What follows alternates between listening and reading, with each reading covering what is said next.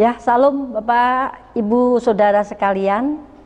Lama kita tidak berjumpa. Biar kiranya Tuhan mesti memberikan kesehatan buat kita semua walaupun kita di rumah, karena kita satu di dalam doa. Mari kita sebelum mendengarkan renungan firman Tuhan, kita mau tunduk kepala, kita mau berdoa. Bapak, terima kasih waktu kesempatan yang Tuhan berikan dalam kehidupan kami. Biar kiranya kebenaran firman-Mu Tuhan menjadi renungan kami, menjadi penghiburan, kekuatan buat kami. Baik kami yang ada di rumah masing-masing saat ini Tuhan, apapun yang mereka hadapi, tetapi biarlah kami tetap Tuhan mau percaya bahwa pengharapan dari Tuhan selalu ada dalam tiap-tiap kehidupan kami. Pakai hamba-Mu sebentar yang akan menyampaikan renungan firman-Mu ini, untuk menjadi berkat buat kami semua. Di dalam nama Yesus kami sudah berdoa dan ucap syukur. Haleluya. Amin. Mari kita baca Matius pasal yang kelima ayat 13 sampai 16. Pembacaan kita ini seperti yang biasa kita baca dari hari-hari kita. Matius pasal yang kelima ayat 13 sampai 16, demikian bunyinya. Kamu adalah garam dunia, jika garam itu menjadi tawar, dengan apakah ia diasinkan? Tidak ada lagi gunanya selain dibuang dan diinjak-injak orang. Kamu adalah terang dunia, kota yang terletak di atas gunung, tidak mungkin tersembunyi. Lagi pula orang tidak menyalakan pelita lalu meletakkannya di bawah gantang, melainkan di atas kaki dian, sehingga menerangi semua orang di dalam rumah itu.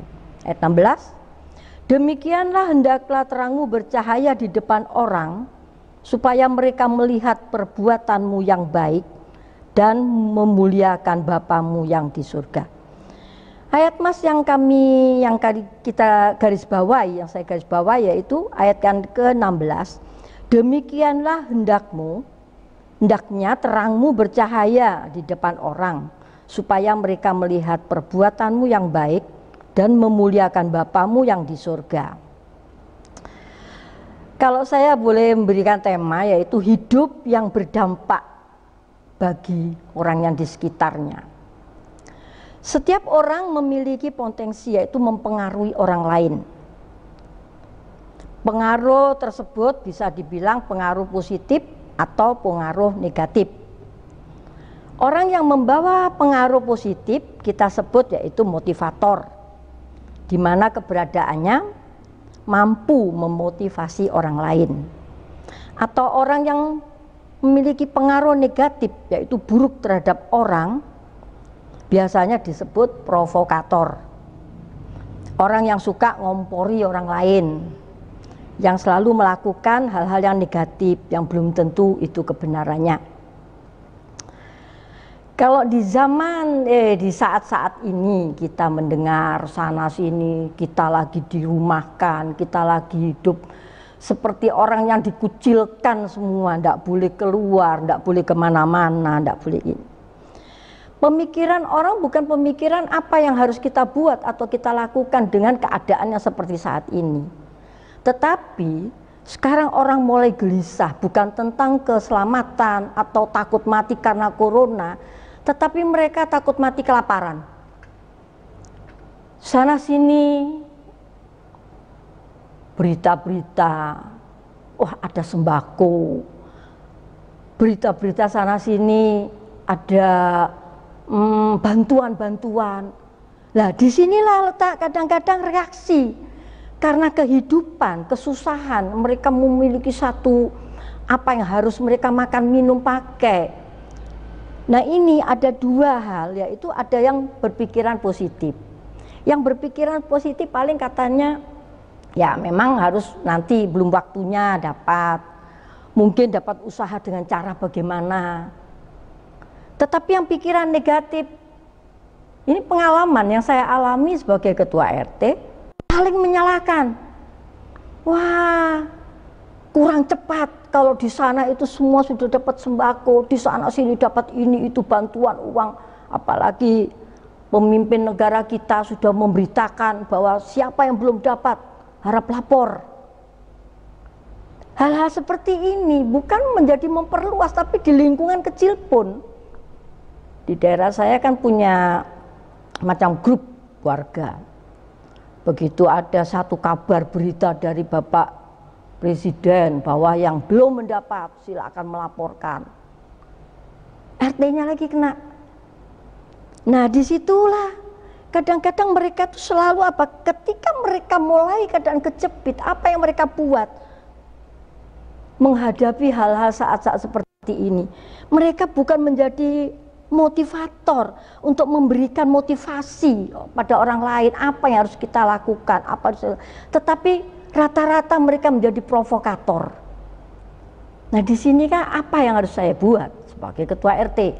Sedangkan saya sendiri sampai malam jam 2, jam 1 malam tidak tidur cari data-data warga untuk kami storkan, kami masukkan nama-nama mereka. Tapi orang lain tidak tahu. Mereka tahunya berita-berita di luar sana. Orang lain berkata, wah dapat uang 600.000, uang sana lagi dapat sembako. Mereka pada berebut dan komplain. Nah, ini yang menjadi provokator. Nah, hal-hal seperti ini karena sekarang ini dialami di tengah-tengah keadaan kita, di lingkungan kita, di mana orang yang sekitar kita. Sebagai orang percaya, apa kita sama seperti mereka? Saya beri tema hidup berdampak bagi orang sekitar kita, dapat mempengaruhi yang baik, hal-hal yang baik di lingkungan sekitar kita. Sebab apa? Pelita diletakkan harusnya itu di atas kaki Dian, tetapi pelita diletakkan di bawah gantang karena ekonomi, karena kekurangan, karena kebutuhan. Mereka lupa siapa yang menciptakan. Apa yang terjadi di tengah-tengah bangsa negara? Apa yang terjadi di tengah dunia? Ini mendunia. Karena bahasa virus corona seluruh dunia takut. Tetapi orang tidak takut bagaimana suara Tuhan. Ini mengingatkan kita kembali bagi orang-orang yang percaya. Kembali kita kepada Tuhan. Kembali mengingatkan diri kita kepada Tuhan dalam hal-hal yang positif. Bukan saling menyalahkan, saling menuduh menyalahkan. Tetapi mari kita belajar mengintrospeksi diri kita. Supaya dalam kehidupan kita seperti firman Tuhan yang kita baca, demikian hendakmu terangmu bercahaya di depan semua orang. Supaya mereka melihat perbuatanmu yang baik dan memuliakan Bapamu di surga. Kita menjadi sorotan. Kita menjadi satu tontonan dalam hal perbuatan kita apabila kita kurang baik. Tetapi karena nama Tuhan yang kita bawa, kita sebagai orang percaya, kita sangat kelihatan di tengah-tengah sekitar kita. Ini yang kita maui. Tuhan maui kita tampil sebagai orang-orang yang percaya, yang memiliki satu pengharapan. Kalau mungkin saya dapat berkata begini, ya enak yang ngomong, wah punya ini, punya itu. Banyak orang bilang begitu. Enak, semua yang lihat enak. Kita sama-sama semua merasakan semua. Jangankan kita yang susah, memang sudah benar-benar susah. Coba orang-orang yang kaya, coba orang-orang yang punya gedung mewah-mewah, orang yang punya uang banyak. Tanya mereka semua susah. Mau keluar negeri juga takut. Semua mencari keselamatan masing-masing. Tetapi dengan cara menurut pikiran sendiri. Firman Tuhan mengatakan supaya kita mau tampil dari perbuatan-perbuatan kita. Corona memerintahkan dunia, wah menjadi semua ketakutan. Tetapi kalau firman Tuhan diperdengarkan, yang tidak membuat orang takut. Nah ini mari kita mulai, kita mau belajar. Mulai kita datang kepada Tuhan, kita takut sama Tuhan. Coba kita baca di Lukas pasal yang ke-21. Lukas pasal 21 ayat 25 sampai 32 saya bacakan. Lukas 21 ayat 25 sampai 32 saya bacakan. Dan akan ada tanda-tanda pada matahari dan bulan dan bintang-bintang, dan di bumi bangsa-bangsa akan takut dan bingung menghadapi deru dan gelombang laut. Orang akan mati ketakutan karena kecemasan berhubung dengan segala apa yang menimpa bumi ini. Sebab kuasa-kuasa langit akan goncang. Pada waktu itu orang akan melihat Anak Manusia datang dalam awan dengan segala kekuasaan dan kemuliaannya. Apabila semuanya itu mulai terjadi, bangkitlah dan angkatlah mukamu, sebab penyelamatmu sudah dekat. Lalu Yesus mengatakan perumpamaan ini kepada mereka. Perhatikanlah pohon ara itu, atau pohon apa saja. Apabila kamu melihat pohon-pohon itu sudah bertunas, kamu tahu dengan sendirinya bahwa musim panas sudah dekat. Demikian juga jika kamu melihat hal-hal terjadi, ketahuilah bahwa kerajaan Allah sudah dekat. Aku mengatakan kepadamu, sesungguhnya angkatan ini tidak akan berlalu sebelum semuanya terjadi. Langit dan bumi akan berlalu, tetapi perkataanku tidak akan berlalu. Firman Tuhan mengatakan, kalau pohon ara atau pohon apa saja, apabila kamu melihat pohon-pohon itu bertunas, kamu tahu sendirinya bahwa musim panas sudah dekat. Kita bisa melihat mendung, wah tandanya mau hujan. Kita melihat awan yang cerah, wah ini panas. Kita bisa melihat, tetapi apakah kita bisa melihat keadaan seperti saat ini? Kita tidak bisa melihat keadaan seperti saat ini. Tapi firman Tuhan menguatkan kita. Firman Tuhan memberikan sesuatu pada kita, pengertian-pengertian. Seperti yang kita sudah bacakan tadi. Di ayat yang kedua, pasal 21. Apa kata firman Tuhan tadi? Ini adalah permulaan. Ketika kita mendengar sesuatu kejadian, jangan bingung. Akan ada tanda-tanda matahari, bulan, dan bintang di bumi, bangsa-bangsa akan takut kebingungan menghadapi deru gelombang laut. Ini sudah terjadi beberapa tahun yang lalu, berapa waktu yang lalu. Banyak hal terjadi. Kalau matahari mulai dimakan gerhana, itu apa namanya, itu banyak tanda-tanda orang bisa menafsirkan sesuatu. Bulan, bintang, orang bisa menafsirkan. Ini membuat ketakutan bangsa-bangsa, tetapi tidak seberapa. Tetapi gelora-gelora laut, tsunami sudah terjadi. Semua sudah dialami, sudah terjadi berapa puluh tahun yang lalu. Tetapi ayat 26, orang akan mati ketakutan karena kecemasan berhubung dengan segala apa yang menimpa bumi ini. Sebab kuasa-kuasa langit akan goncang. Siapa yang menguasai langit dan bumi? Kadang-kadang kita saling menyalahkan. Wah, gara-gara di Cina yang bikin virus. Saling menyalahkan Amerika. Saling menyalahkan. Tetapi firman Tuhan mengatakan, segala apa yang menimpa bumi ini, sebab kuasa-kuasa langit akan goncang. Siapa yang punya kuasa langit dan bumi? Hanya Allah yang kita sembah. Hanya Dia yang memberikan pengharapan. Bukan siapa-siapa, ini mendunia, bukan cuma satu keluarga, daerah atau satu kota, tetapi mendunia. Kuasa, pegang kuasaan, cuma Allah sendiri yang memegang kuasaan. Tetapi apa kata firman Tuhan? Pada waktu itu orang melihat Anak Manusia datang dalam awan dengan segala kekuasaan dan kemuliaan. Nah, ini mulai kadang penyesat. Kalau orang melihat awan, wah berupa kayak Tuhan sujud, berupa kayak Tuhan lagi tangannya ini. Wah, selalu diyakini bahwa itu di daerah mana, itu yang saya baca koran-koran atau lihat di televisi, ada tangan Tuhan.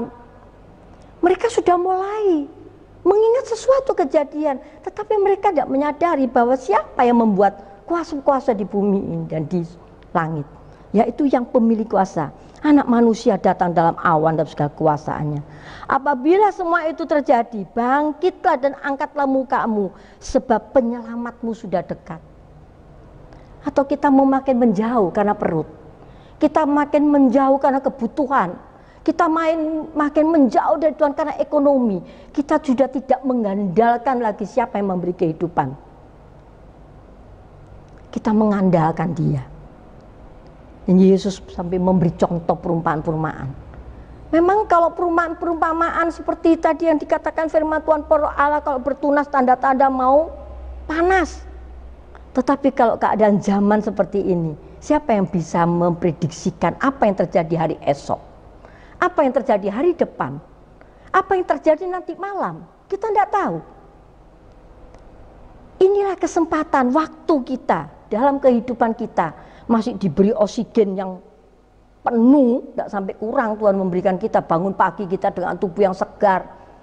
Jam 10 pagi kita harus berjemur. Tuhan masih memberi kesempatan bahwa hidup kita harus berdampak, dapat mempengaruhi orang lain. Sebab apa? Ketakutan mereka sekarang ini. Banyak orang yang ketakutan. Firman Tuhan mengatakan, karena takut, karena kecemasan, berhubung segala apa yang menimpa bumi ini. Banyak orang ketakutan apa yang menimpa bumi ini. Disinilah mulai kita seperti ibarat padi, kita mulai ditampi.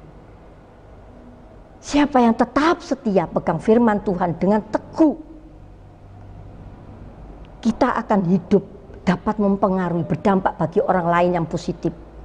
Karena apa? Firman Tuhan sudah mengajarkan, sudah menerangkan firman Tuhan pada kita, bahwa hanya Allah kita, langit dan bumi akan lenyap berlalu, tetapi perkataanku tidak akan berlalu. Firman Tuhan tidak akan berlalu.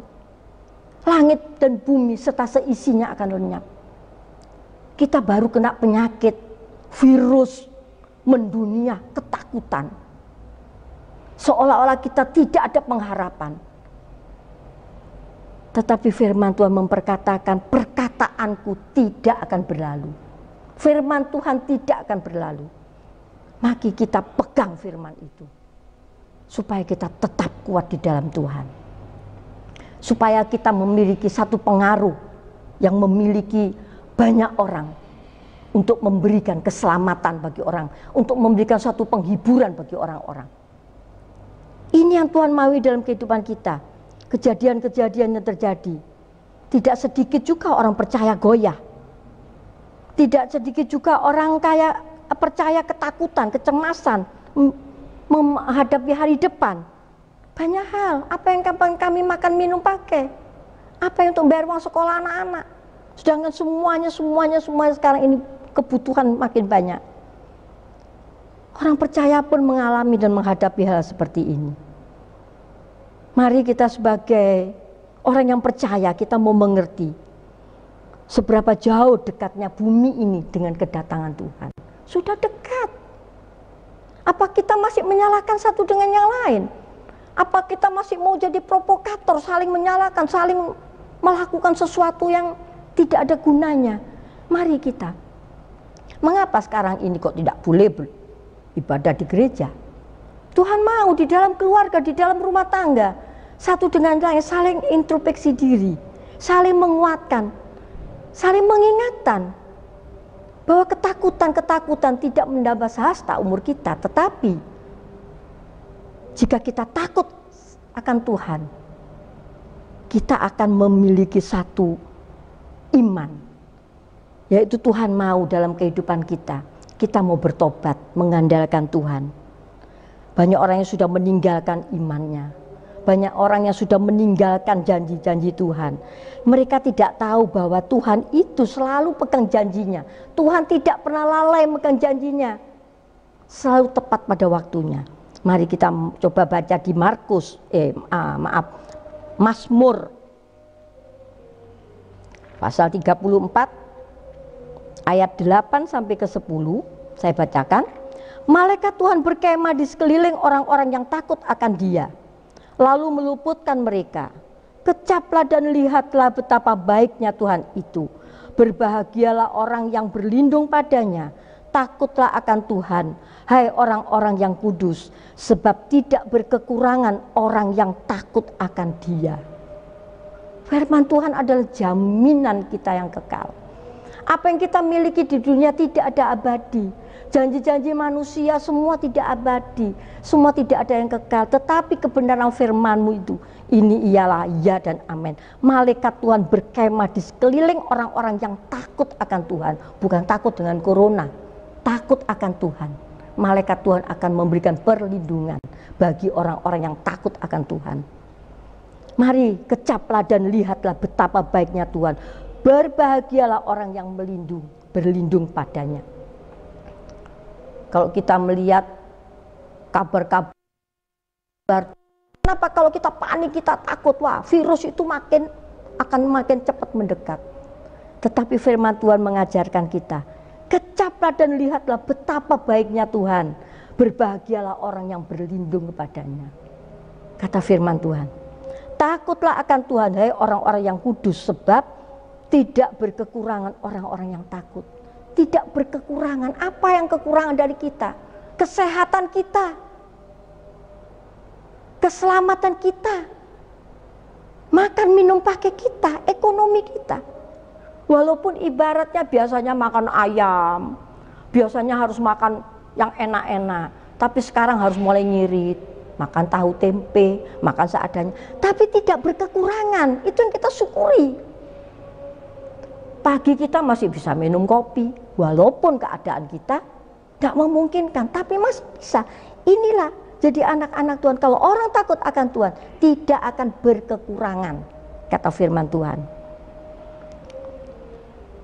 Marilah firman Tuhan ini kita pegang, terus jadi renungan kita siang dan malam. Takut akan Tuhan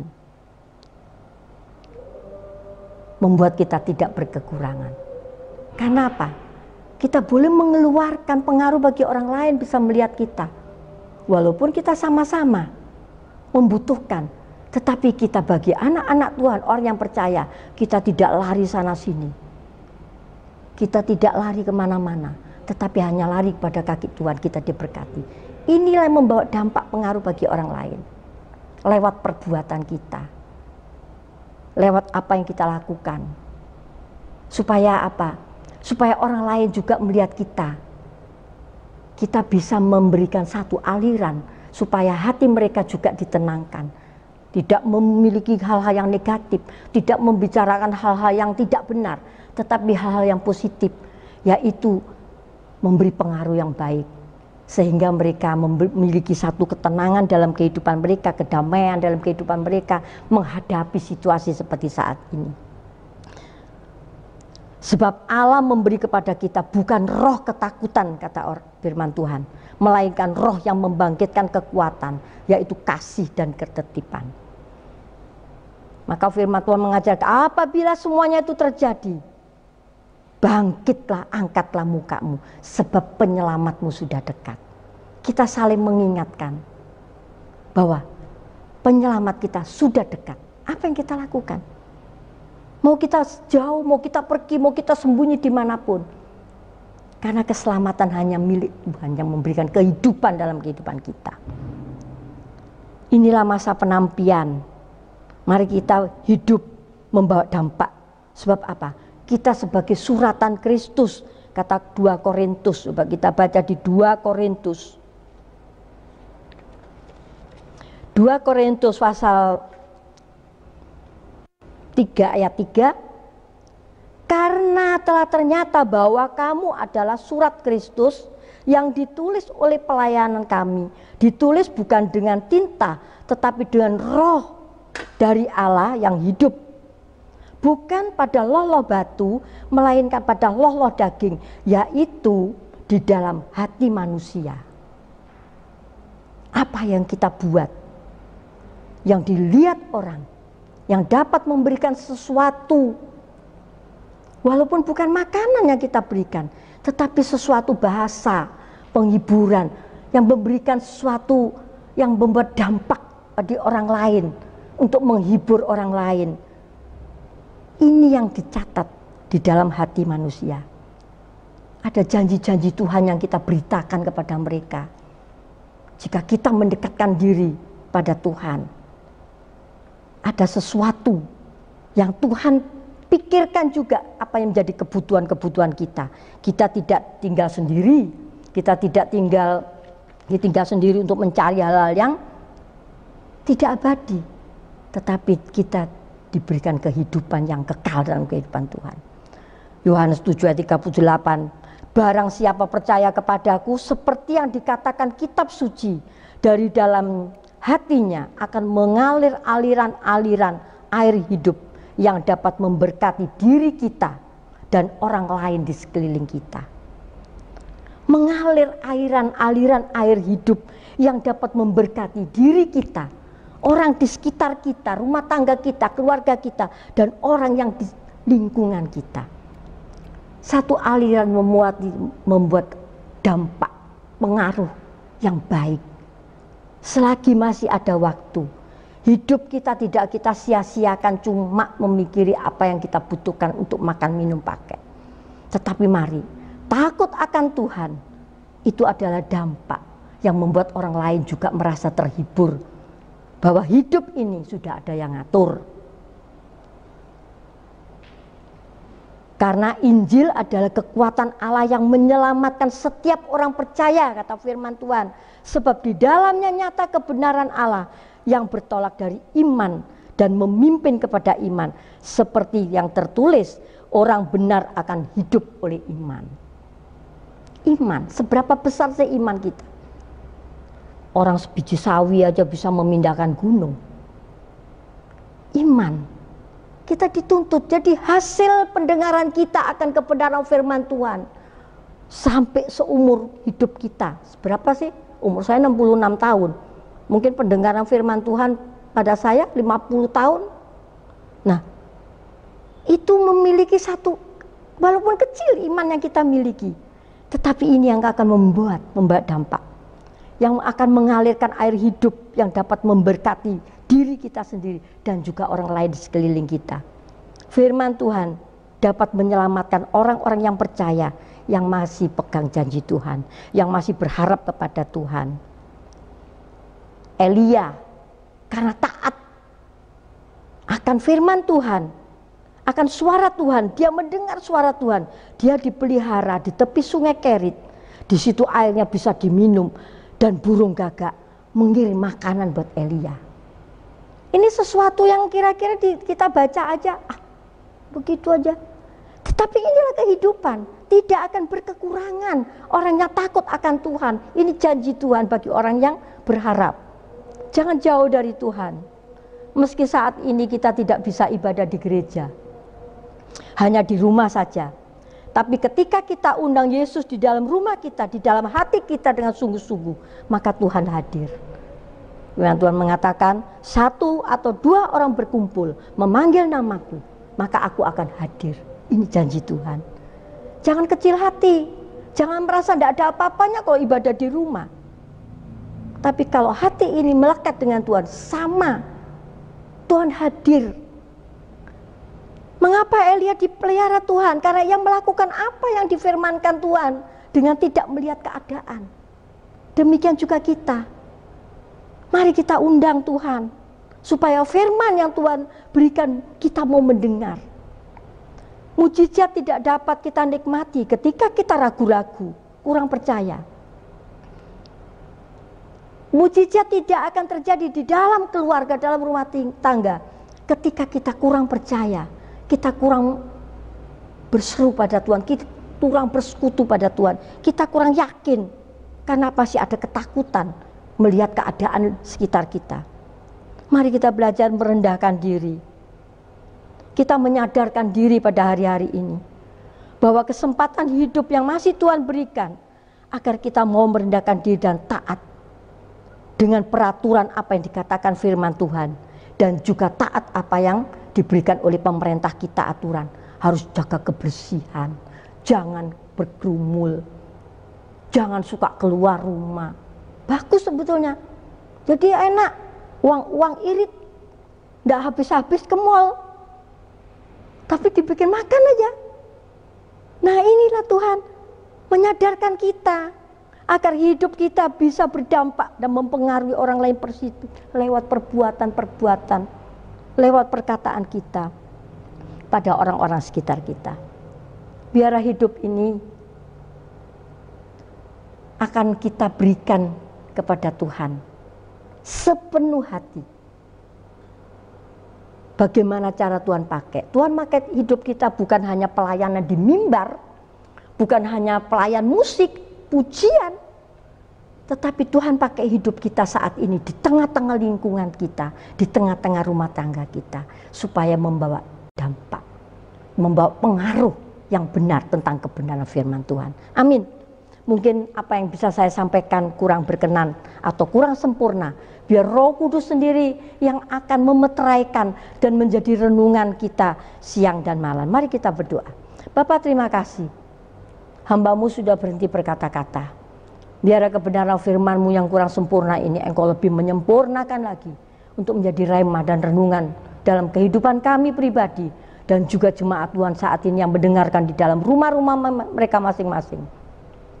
Biar kebenaran firman Tuhan ini terus diperdengarkan dalam telinga-telinga kami, orang yang percaya dan berharap pada Tuhan. Tuhan tidak menyia-nyiakan kita. Tuhan tidak pernah mengecewakan pengharapan kami pada Tuhan. Tetapi Tuhan selalu ada dalam kehidupan kita, memakai hidup kita. Dan inilah Tuhan, biarlah kita hamba-Mu yang sudah selesai menyampaikan firman-Mu. Biar Tuhan sendiri yang akan memberkati orang-orang yang ada di sekitar kita. Dan orang-orang yang sudah mendengarkan kebenaran firman-Mu. Baik jemaat-jemaat-Mu di tempat ini. Mereka boleh mendapat pemulihan dan bangkit dari keterpurukan. Dan mereka boleh berharap sepenuhnya hanya kepada Tuhan, hanya takut pada Tuhan. Mereka boleh menyadarkan diri dan merendahkan diri, karena apa yang Tuhan buat adalah yang terbaik. Terima kasih Bapa di surga, hanya di dalam nama Yesus kami sudah berdoa dan mengucap syukur. Haleluya, amin. Puji nama Tuhan. Bapak Ibu Saudara jemaat yang dikasihi Tuhan, dimanapun saat ini kita berada, kita sudah mendengarkan kebenaran firman Tuhan yang menjadi kekuatan dalam kehidupan kita. Mari kita responi firman Tuhan pagi hari ini atau saat ini. Kita naikkan pujian kita naikkan syukur kita, terima kasih kita untuk kebenaran firman Tuhan yang sudah kita dengarkan bersama. Mari sama-sama kita menyembah Dia untuk sesaat.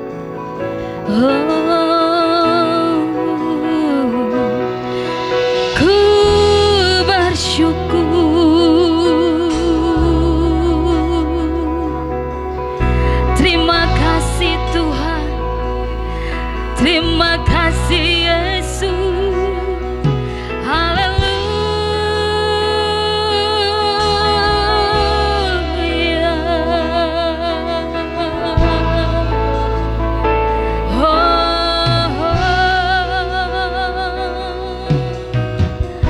Kekuatanku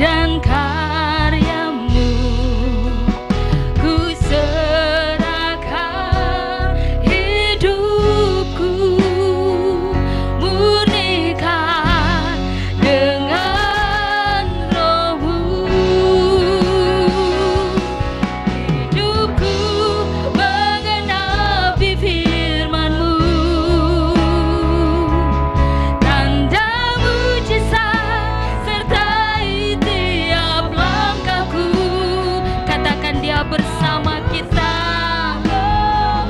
di dalam kita. Jadi bukti kebesaran-Mu. Haleluya. Tuhan, Kau sempurna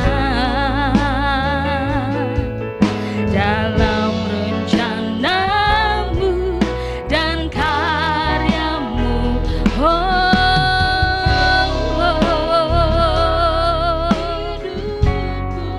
Murnikan kami Tuhan dengan Roh-Mu. Hidupku menggenapi firman-Mu, tanda mujizat sertai tiap langkahku. Kau bersamaku, di dalamku, jadi bukti katakan sekali lagi.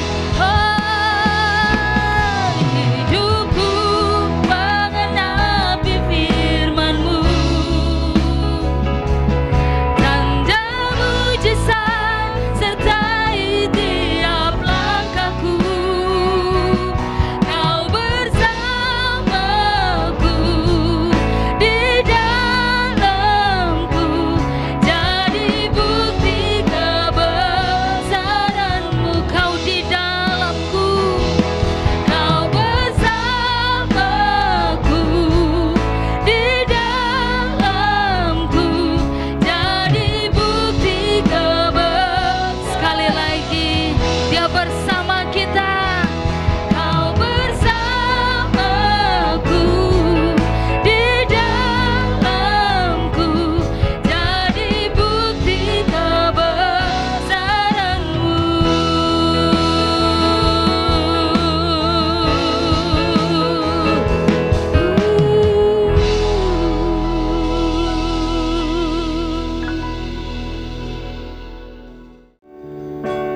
Puji nama Tuhan, kita akan segera mengakhiri ibadah kita hari ini. Mari kita naikkan syukur kita, terima kasih kita kepada Tuhan.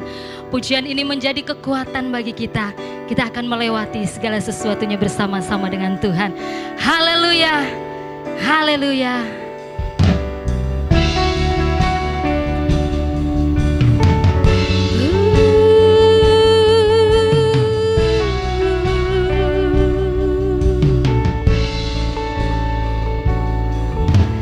Kau ada bersamaku di setiap musim hidupku.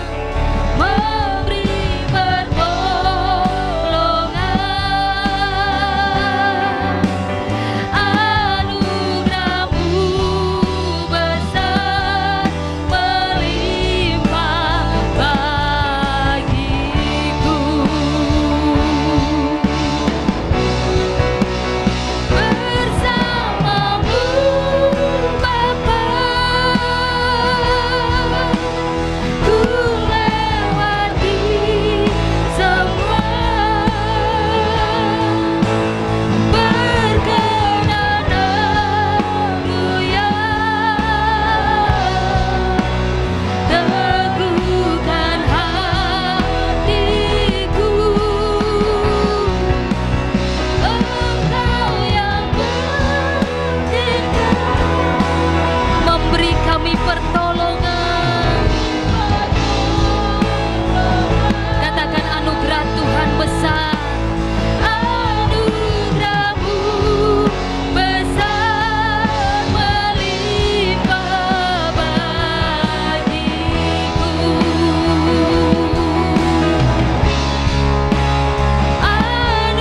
Anugerah-Mu besar melimpah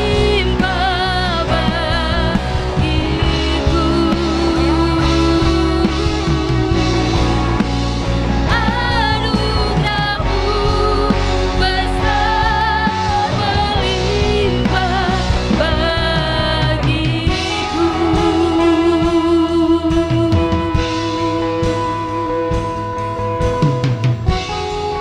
Haleluya.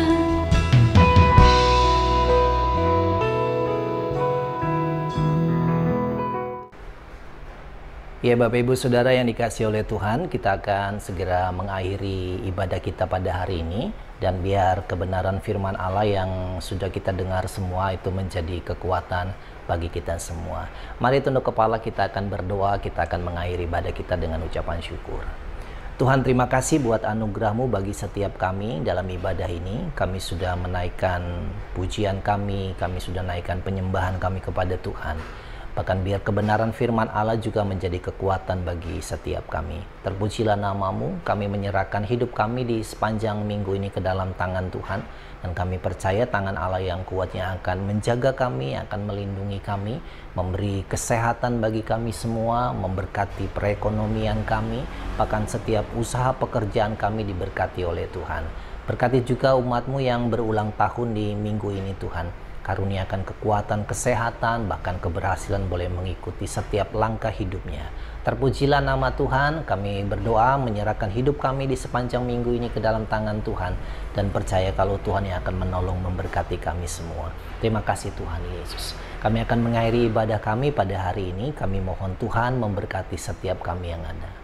Mari Bapak Ibu Saudara yang dikasihi oleh Tuhan, saatnya kita mengarahkan hati kita, pikiran kita kepada Tuhan sebagai sumber berkat dalam hidup kita. Terimalah berkat damai sejahtera dari Allah Bapa, kasih karunia dari Tuhan Yesus Kristus yang berlimpah-limpah dalam hidup kita, dan persekutuan dengan Roh Kudus yang memberi kekuatan bagi kita semua. Kita terima mulai hari ini sampai selama-lamanya. Di dalam nama Tuhan Yesus, kami berdoa dan mengakhiri ibadah kami dengan penuh ucapan syukur. Bapa, terima kasih.